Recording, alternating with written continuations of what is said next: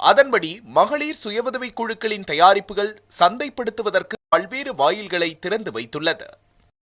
குறிப்பாக பண்டிகை காலங்களில் மகளிர் மேம்பாட்டு நிறுவனம் சார்பில் மகளிர் சுய உதவிக் குழுக்களின் பொருட்களை பெருநகரங்களில் சந்தைப்படுத்துவதற்கு பண்டிகை கால விற்பனை கண்காட்சியை அமைத்து வருகின்றது. அதில் ஒன்றுதான் சரஸ் மேளா என்னும் மகளிர் சுய உதவிக் குழு தயாரிப்புகளின் மாபெரும் விற்பனை அரங்கம். சென்னை நந்தனம் OMCA மைதானத்தில் சரஸ் மேளா என்னும் மகளிர் சுய உதவிக் குழு தயாரிப்புகள் விற்பனைக்கு வைக்கப்பட்டுள்ளது. ஃபேஸ் டு ஃபேஸ் விற்கிற மாதிரி பண்ணிட்டு இருக்கோம். கடந்த வருடம் மாண்புமிகு துணை முதலமைச்சர் அவர்கள் நமக்கு மதி சந்தை அப்படின்ற ஆன்லைன் பிளாட்ஃபார்ம் லான்ச் பண்ணியிருக்காங்க. அது மூலயமாவே நீங்கள் www.madi மதி சந்தை ஆன்லைன் அப்படின்ற போர்ட்டலில் நீங்கள் ஆன்லைனில் ஆர்டர் பண்ணி இங்கே கிடைக்கக்கூடிய எல்லா பொருட்களையும் ஆன்லைனில் ஆர்டர் பண்ணி பே பண்ணி பெற்றுக்கொள்ளலாம். இது மட்டும் இல்லாமல் மற்ற வலைதளங்களான அமேசான், ஃப்ளிப்கார்ட், மீஷோ இந்த மாதிரி ப்ராடக்ட்ஸில் மதி ஸ்டோர் அப்படின்ற பேர்லேயே ஒரு ஸ்டோர் எஸ்டாப்ளிஷ் பண்ணப்பட்டு நம்மளோட சுய உதவி குழுக்களோட பொருட்கள் எல்லாமே அந்த ஸ்டோர்லேயே மக்கள் பயன்பெறுற மாதிரி கிடைக்குது. நம்ம மற்ற மாநிலங்களில் எக்ஸிபிஷன்ஸில் நம்ம சுய உதவி குழுக்கள் பார்ட்டிசிபேட் பண்ணுறாங்க. அதுலேயும் அவங்களுக்கு நல்ல ஒரு ஆர்டர்ஸ் கிடைச்சிட்டு இருக்கு. ஜனவரி முதல் வாரம் நடைபெறக்கூடிய மலேசியாவில் நடைபெறக்கூடிய டெக்ஸ்டைல் எக்ஸ்போவில் நம்மளோட 6 சுய உதவி குழுக்கள் அங்கே பார்ட்டிசிபேட் பண்ணுறாங்க. ஸோ இன்டர்நேஷனல் எக்ஸ்போஜரும் நம்ம இப்போ சுய உதவி குழுக்களுக்கு ஏற்படுத்துறதுக்கு ஆயத்தமாக இருக்கும். எந்த மாநிலங்களிலும் இதுபோன்ற ஒரு மகளிர் சுய உதவிக் குழுக்களின் தயாரிப்புகளை சந்தைப்படுத்துவதற்கான விற்பனை அரங்கு இல்லாத நிலையில் தமிழ்நாடு அரசு உருவாக்கிய சரஸ் மேளா என்னும் பிரம்மாண்ட விற்பனை கண்காட்சியை துணை முதலமைச்சர் உதயநிதி ஸ்டாலின் திறந்து வைத்தார். மேலும் மகளிர் சுய உதவிக் குழுக்களின் மூலம் தயாரிக்கும் பொருட்கள் மகளிர் திட்டம் என்னும் மதி மூலமாக விற்பனை செய்வதற்கான வணிக முத்திரையை அறிமுகம் செய்து அதன் விற்பனையையும் தொடங்கி வைத்தார். இந்த கண்காட்சி வருகின்ற 9ஆம் தேதி வரை காலை 10 மணி முதல் இரவு 8 மணி வரை நடைபெறுகிறது. இக்கண்காட்சிக்கு வரும் வாடிக்கையாளர்களை கவரும் வகையில் மாலை நேரங்களில் பல்வேறு இசைக்குழுவினரின் கச்சேரிகளும் நடைபெறுகிறது.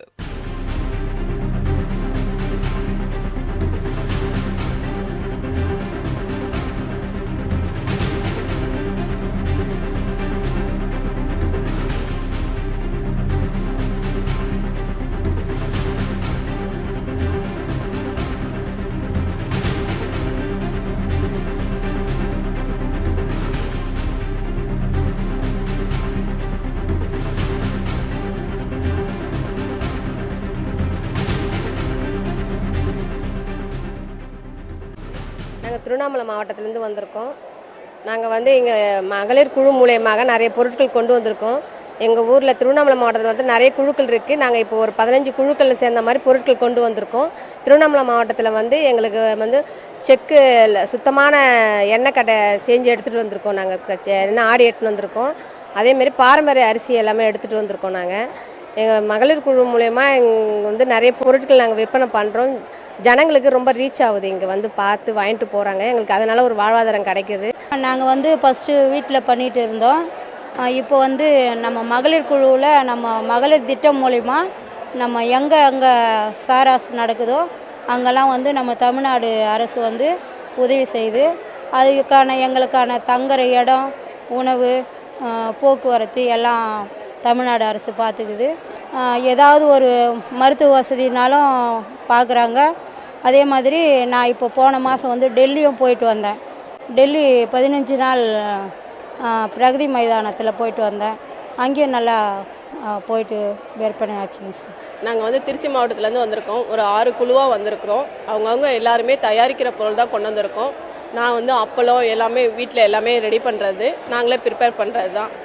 இந்த சாராஸுங்க எங்கள் ஊருக்குள்ளே நாங்கள் எல்லா காலேஜ் பஜாரில் அந்த மாதிரி விதமாக எல்லாரும் போயிருக்கோம். எங்களுக்கு இது ரொம்ப ஹெல்ப்ஃபுல்லாக இருக்குது. பிள்ளைங்களை படிக்க வைக்கிறதுக்கு, எங்களுக்கு பொருளுதவி இது பண்ணுறதுக்கு எங்களுக்கு ரொம்ப ஹெல்ப்ஃபுல்லாக இருக்குது. இந்த விற்பனை கண்காட்சியில் தமிழ்நாட்டின் அனைத்து சுய உதவிக் குழுக்களின் தயாரிப்பு பொருட்களான தஞ்சாவூர் தலையாட்டி பொம்மைகள், நாச்சியார் கோவில் குத்து விளக்குகள், கடலூர் முந்திரி பருப்பு, தருமபுரி சிறுதானிய தின்பண்டங்கள், ஈரோடு தரை விரிப்புகள், காஞ்சிபுரம் பட்டுப் புடவைகள், திருச்சி செயற்கை ஆபரணங்கள் என்பன உட்பட 100 அரங்குகளில் காட்சிக்காக வைக்கப்பட்டுள்ளது.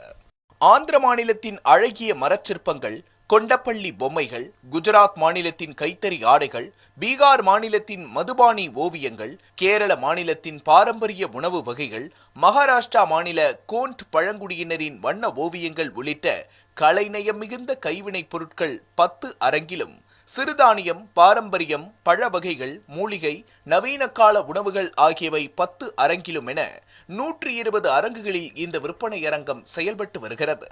நான் குரோம்பேட்லேருந்து வரேன். இங்கே புக் ஃபேருக்காக வந்திருந்தோம். நிறைய புக்ஸ் பர்ச்சேஸ் பண்ணிவிட்டு பக்கத்தில் இங்கே சரஸ் மேளா நடக்குதுன்னு கேள்விப்பட்டோம். இங்கேயே வந்து பார்த்தோம். ரொம்ப கிராண்டாக ரெடி பண்ணியிருந்தாங்க. மகளிர் சுய உதவிகளுக்கு வந்து ஒரு பெரிய பிளாட்ஃபார்மாக இருக்கும். நிறைய திங்ஸ் டிஸ்ட்ரிக்ட் வைஸாக நிறைய திங்ஸ் வச்சுருக்காங்க. ஒவ்வொரு ரொம்ப இன்ட்ரெஸ்டிங்கான திங்ஸ் தான் இருக்குது. கண்டிப்பாக வந்து நிறைய திங்ஸ் வாங்கலாம். நாங்களும் நிறைய திங்ஸ் வாங்கியிருக்கோம். கண்டிப்பாக எல்லோரும் வந்து பாருங்கள்.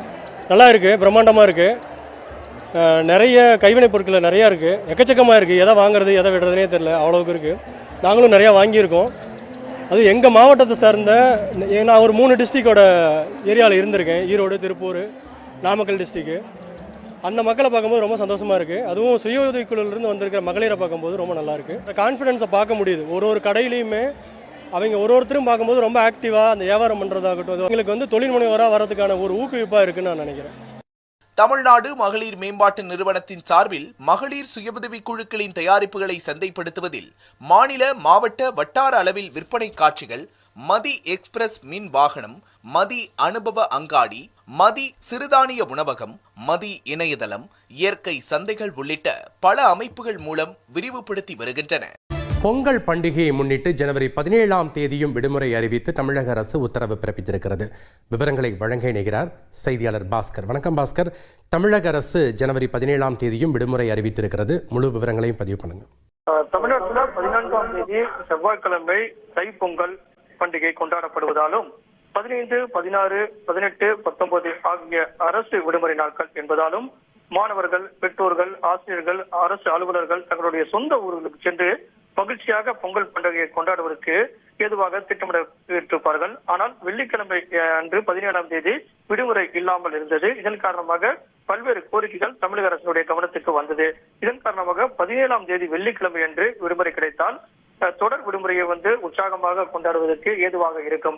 14, 15, 16, 17ஆம் தேதி வெள்ளிக்கிழமை விடுமுறை கிடைத்தால் ஒரு 6 நாட்கள் தொடர் விடுமுறை என்பது கிடைக்கக்கூடிய வாய்ப்பு இருப்பதாக அதற்கு அரசு ஊழியர்கள் மற்ற பொதுமக்கள் எல்லாம் எதிர்பார்த்து காத்திருந்தார்கள். அதனுடைய அடிப்படையில் தமிழக அரசு இந்த வெள்ளிக்கிழமை அன்று தமிழகம் முழுவதும் இருக்கக்கூடிய அனைத்து அரசு அலுவலகங்கள், பொதுத்துறை நிறுவனங்கள், பள்ளிகள், கல்லூரிகள் மற்றும் அனைத்து கல்வி நிறுவனங்கள் உள்ளூர் விடுமுறை அறிவித்திருக்கிறது. இதன் காரணமாக 17ஆம் தேதி விடுமுறை என்பது கிடைக்கப்பட்டிருக்கிறது. 6 நாட்கள் தொடர் விடுமுறையை மக்கள் கொண்டாடி மகிழ்வதற்கு ஏதுவாக இந்த அறிவிப்பு என்பது தமிழக அரசால் அறிவிக்கப்பட்டுள்ளது.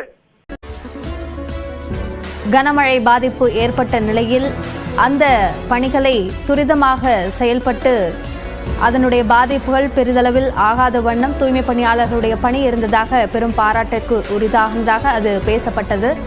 கூடுதல் விவரங்களை நம்முடைய சிறப்பு செய்தியாளர் ரகுவரனிடம் கேட்கலாம்.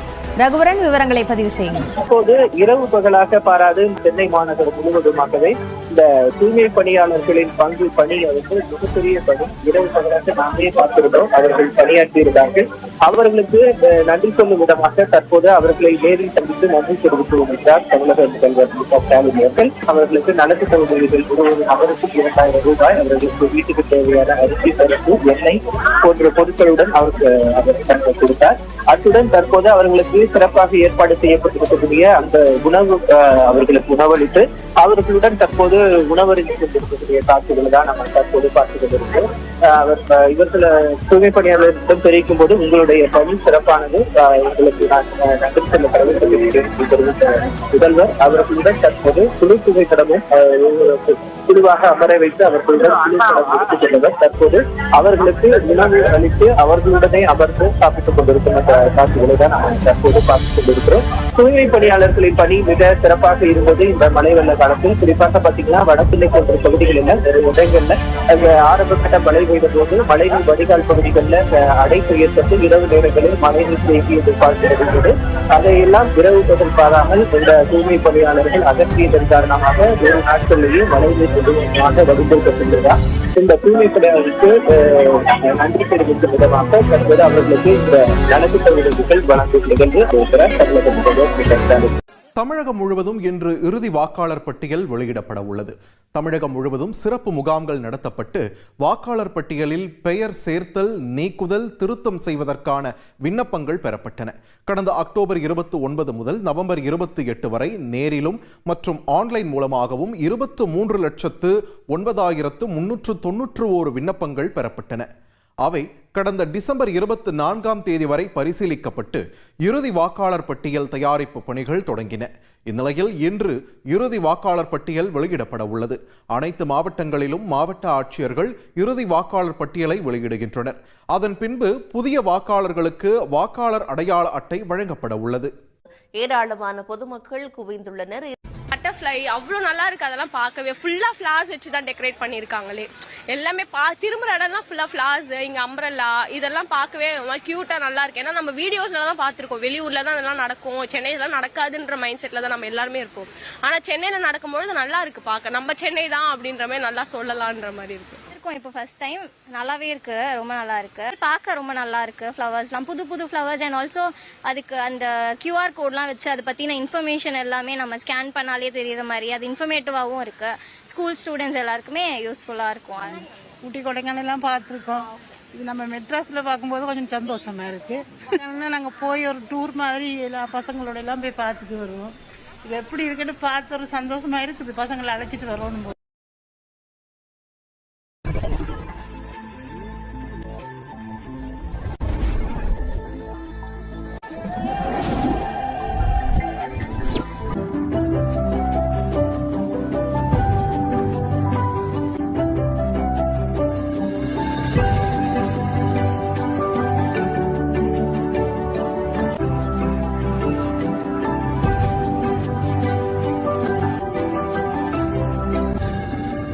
செம்மொழி பூங்காவுக்கு நாங்கள் நிறைய வாட்டி வந்திருக்கோம். சின்ன வயசுல நான் இங்கே தான் இருந்திருக்கேன். இது செம்மொழி பூங்காவான்ற மாதிரி பெரிய டவுட் ஆயிடுச்சு. ஏன்னா அவ்வளோ ஃபிளார்ஸ் வச்சு பயங்கரமா டெக்கரேட் பண்ணி வச்சிருக்காங்க, பார்க்கவே சூப்பரா இருக்கு.